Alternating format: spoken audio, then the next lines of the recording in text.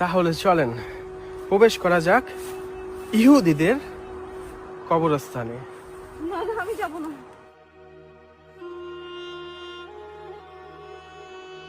দেখেন কি ঝামেলায় পড়লাম।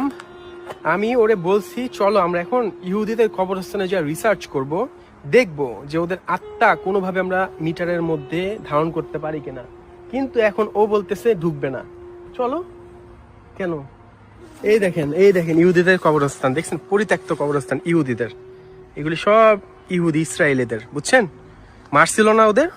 এই কবরস্থান দেখছেন পরিত্যক্ত হয়ে পড়ে আছে। চলো না, আসো আসো ঢুকি। ভয় পাইতেছো কেন? না না ভাই, তুমি বলছো দেখে আমি তোমার নিয়ে আসছি এখানে।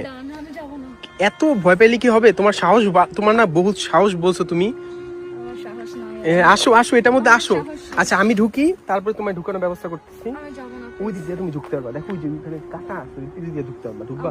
আমার হচ্ছে ভয় অবস্থা খারাপ, আমি যাব না। আল্লাহ গো, দেখছেন মেয়ে মানুষ কত মুখে কত বড় বড় কথা বলে যে কাইব ভাই আপনার সাথে যাবো যাবো যাবো। এই দেখেন বাস্তব প্রমাণ, যাইতে চায় না, ভয় পেয়ে গেছে। তুই একলা কি ঘুরে, আমি যাব না। আয় না রে ভাই, আয় একবার আয়, ঢুকি আয় ইহুদিদের কবরস্থানে আয়। আমি তোর 1,00,000 টাকা দিব, যাবি? আমি কখনোই যাব না। কেন এত ভয় আমার পাচ্ছিস? টাকা লাগবে না। আল্লাহ গো আল্লাহ, দেখছেন কষ্ট করে আমার হাতে নিয়ে আসলে, আমি বললাম এই জায়গার মধ্যে ঢুকবে, আমি ঢুকতেছে না। হ্যাঁ রে কি করম, মাইয়া মানুষ।